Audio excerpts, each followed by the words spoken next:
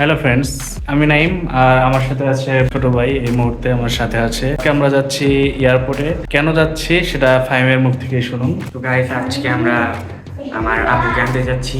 সে দীর্ঘ 15 বছরের প্রবাস জীবন শেষ করে আজকে আমাদের দেশে ফিরে আসতেছে।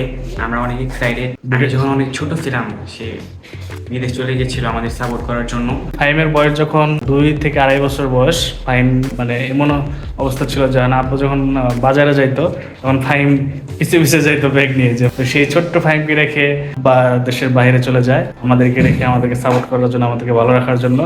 আর ফাহিম এখন কত বড় হয়েছে, অনেক বড় হয়েছে ফাহিম। সামনে এসএসসি পরীক্ষা দেবে। ভিউয়ার্স, আজকের ভিডিওটি শুধুমাত্র একজন হার না মানা প্রবাসী বাবাকে নিয়ে। জীবনের প্রয়োজনে পরিবারের মুখে হাসি ফোটাতে একটি মানুষ পাড়ি জমায় 7 সমুদ্র 13 নদীর পারে। পিছনে ফেলে আসে তার চেনা পরিবেশ, প্রিয়জন আর একরাশ অব্যক্ত বেদনা।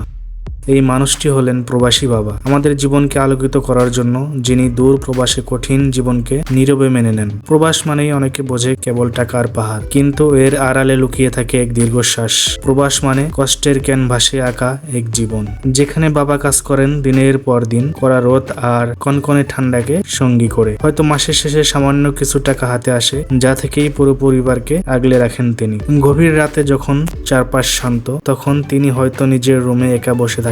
হাতের স্মার্টফোনটা তখন পৃথিবীর অন্য প্রান্তের এক টুকরো স্বজন, একটা ভিডিও কল, আর তাতেই সব কষ্ট যেন ক্ষণিকের জন্য উধাও। কিন্তু কল কেটে গেলেই আবার সেই শূন্যতা, সেই একাকিত্ব।